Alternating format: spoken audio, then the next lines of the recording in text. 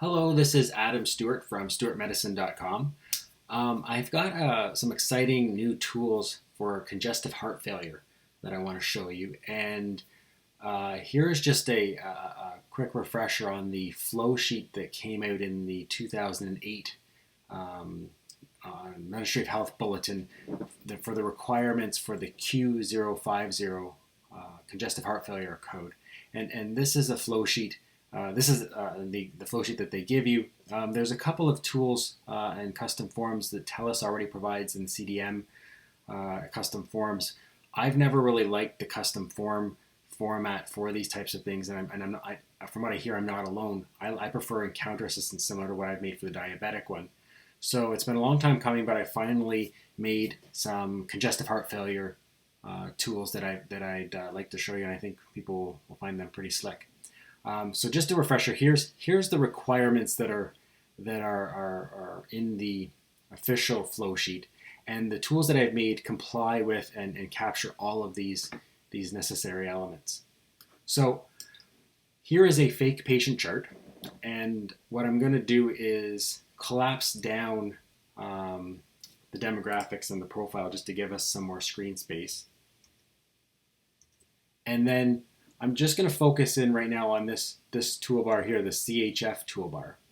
And I'll walk you through some of these steps, and it's got a lot of integrated parts. So what I'm gonna this is a fake chart with some preliminary data, but I'm gonna show you how this kind of works in a flow. And keep in mind that this is a demo based on one day, but I'm gonna go back today, but I'm gonna pretend that we're getting some of these results over time. So the first thing we'll see is this area here. It's EF, so it's going to show the last ejection fraction.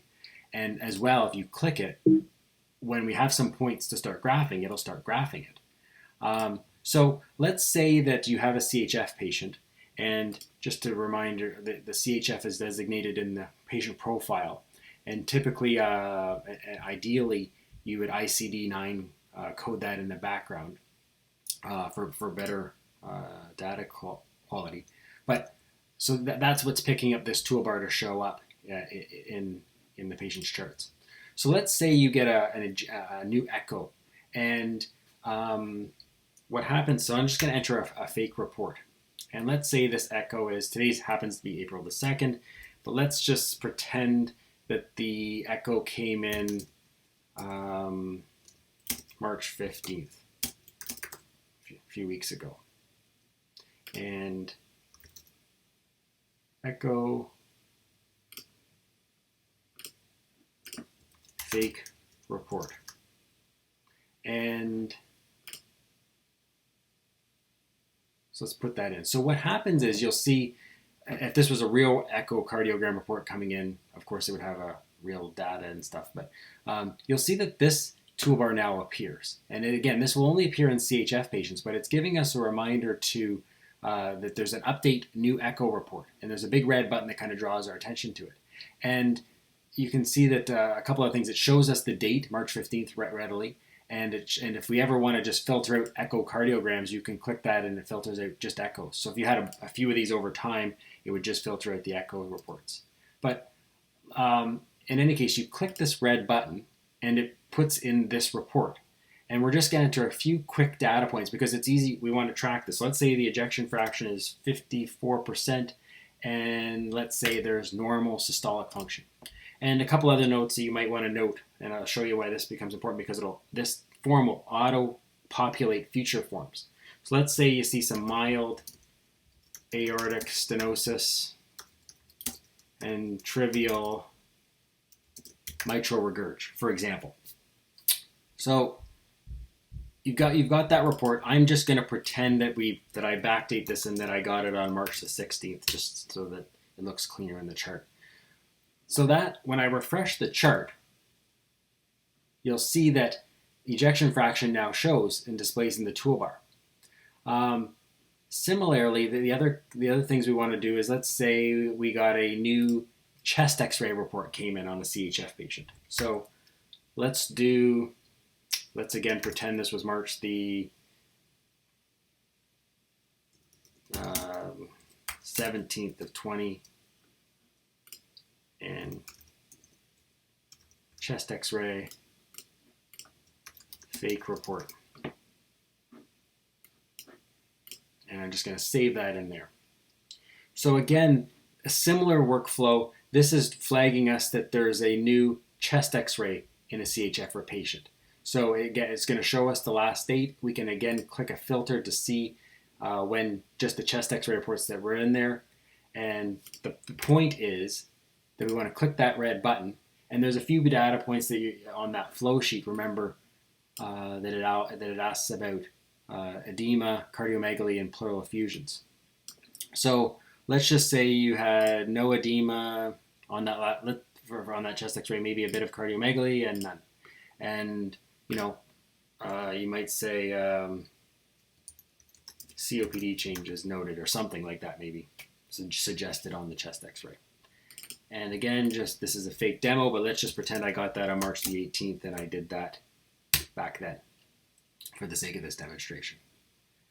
So we have chest x-rays, echoes, and let's just pretend that we had a fake EKG report come in January the 1st, 2020. ECG, fake report, normal sinus rhythm. Not as much detail that's required in the ECG reports, but so these buttons here on this toolbar now, if you ever want in a CHF patient to just filter out chest x-ray reports and your details, echoes, and this report and ECGs, those are filter buttons that will do that. The next piece of care that's important in tracking CHF patients are ER visits and hospital discharges. So these are filter buttons as well. If I click those, there's no actual reports in the charts. But similarly, let's say, again, this is a demonstration, that we got back in December, we had an emergency room report. That was a fake report, but let's say the patient had presented for CHF. So you might recognize this workflow from my COPD tools. But when we refresh this, I'm going to make this a little more relevant. We got to pretend that it was in the last month as well. So let's just say that it was March the 20th to make the reminder actually work. Or maybe I've even set it a little bit tighter.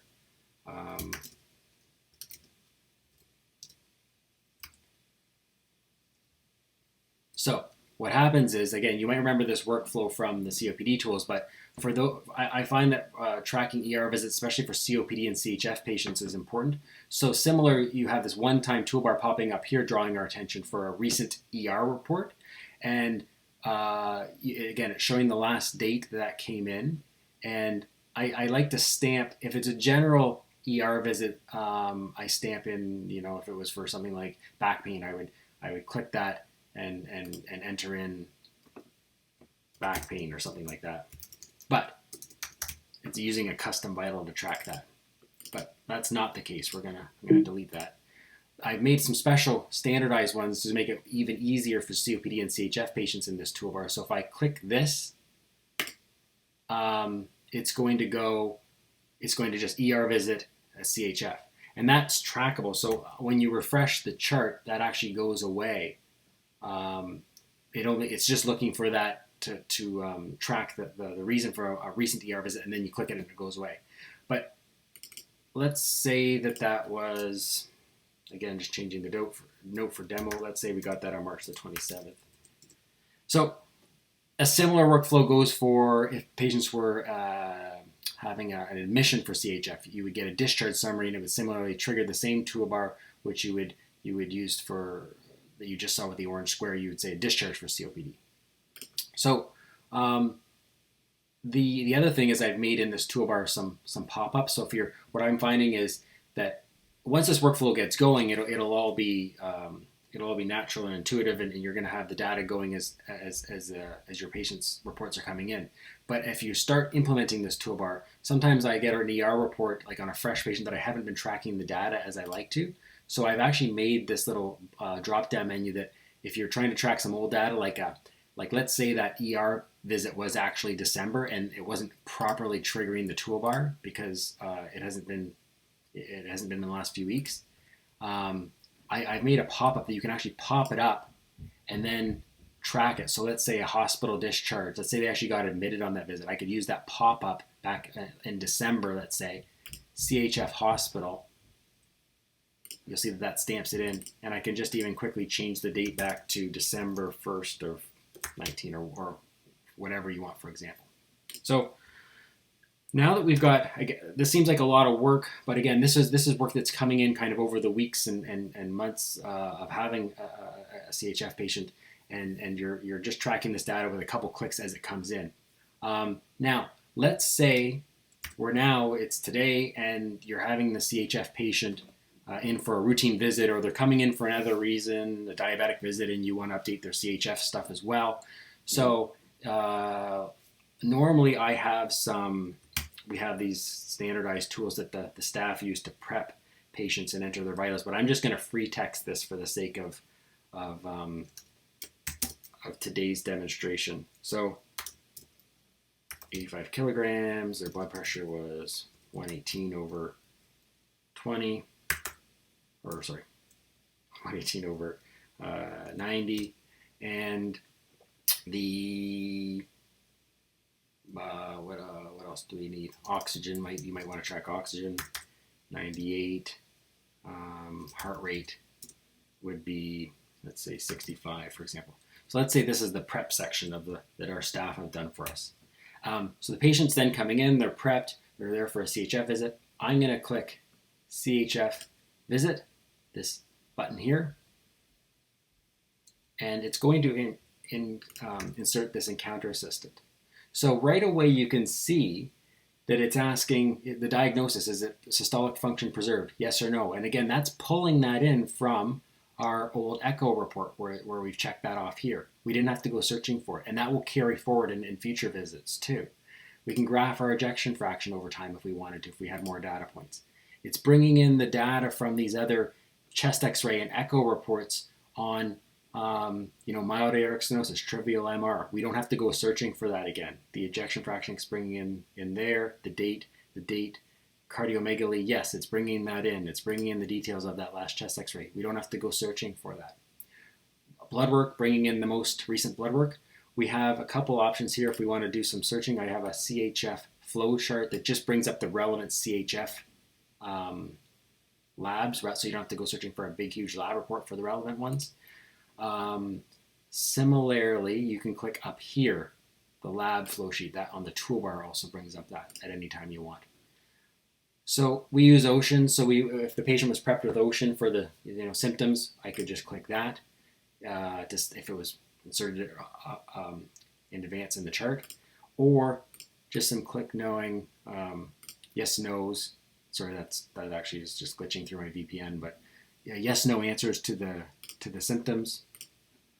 Now I find that you could answer all these as you're going. I find sometimes I'm seeing a lot of symptoms are stable, and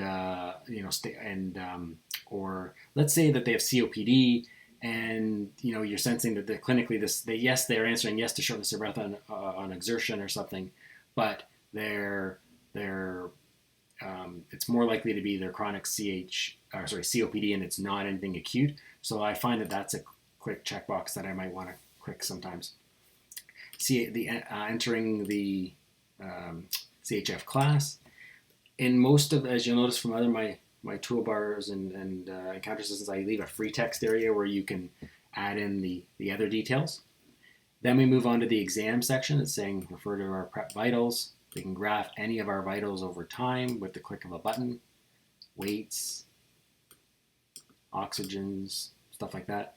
JVP, drop-down menu for some common answers. Heart murmur. Let's say they have a known heart murmur. Lung crackles. There's some drop-down menu options.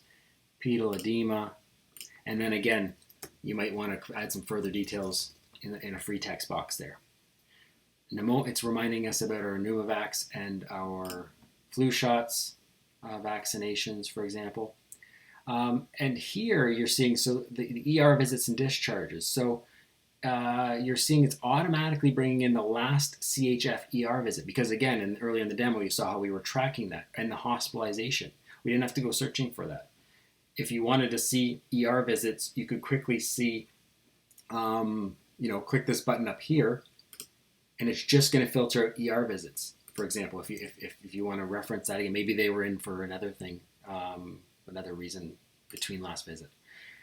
This flow sheet that is also available up here with a click of a button, this also tracks, this is your kind of Q050 flow sheet, and it's tracking dates of last ER visits here, dates of last hospitalizations here as well.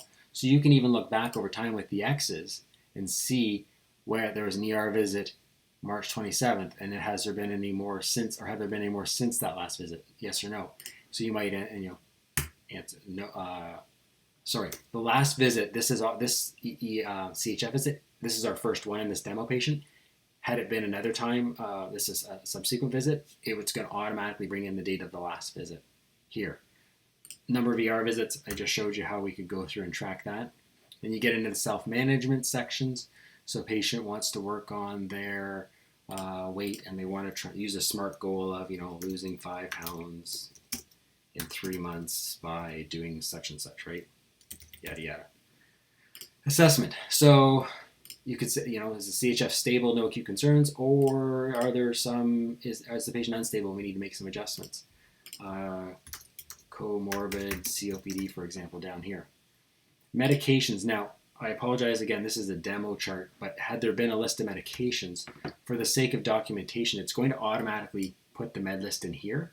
And then these searches automatically search out whether the patient is on these meds true or false. So you don't, even if you get the patient has like 20 meds, you don't have to be searching through it. It's going to say yes, no, yes, no, yes, no. And if not appropriate, for digoxin, a tooltip, consider if AFib or advanced, that's just pulling the device right off that flow sheet. But you can make it med adjustments here if increase beta blocker to bisoprolol to 5 milligrams or something like that, or just continue current management. That's what CCM stands for.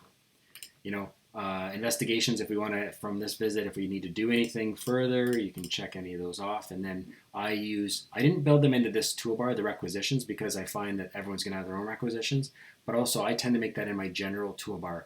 Just a quick side point, I have a little picker that I use for local requisitions that I commonly use that way, so they're available at a couple clicks. Continue current management, they're followed by cardiology as well, just some standard options that kind of come up. And then you would click at the end of this visit, finish. And as you can see that it produces a nice note with all the stuff we just went through. It's documenting a visit with a custom vital at CHF done. So the reason that becomes important is, again, that's going to track when your last visit was. And so when we refresh this is a cool little part for the doctors who do the billings and stuff.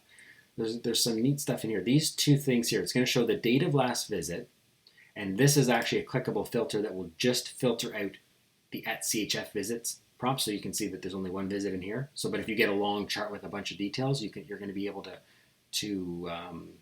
just filter at CHF visits that were done. As well, this box here, you'll notice that this went from red to green now because we've just updated the visit. This box I have color coded that it's going to be green if a CHF visit has been done within the last 2 months. It'll go orange if it's between 2 months to 6 months, kind of saying, you might want to think about a visit, and then red after 6 months. And the reason I've coded it like that is because you want to get in 2 visits a year to be able to build a Q050 code. And then if this was a real patient and there were Q050s being built, it would show the last done. It's got a red box around it because it's been greater or than 365 days, or in this case, not done. That red box goes away if it's been done within the last 365 days. So you can see right at a glance with your CHF patients, even if they're in opportunistically for another reason, whether or not you should be considering doing a CHF visit. As similarly, there's some reminders and searches and billing reports that I've got built that you could, pull. It'll show up reminder, bill CHF visit. Once you've got 2 CHF visits within 365 days and a Q050 is not done, you'll get a reminder up in here that says to consider billing the QO50 if they apply. As you can see, that's a bunch of complex tools that kind of all fit together. It's a bit of a demo patient, so it wasn't all perfect, but I hope that gives you an idea of the complexity, but also how simple and user-friendly these tools are. So thank you for watching. I hope you found that useful.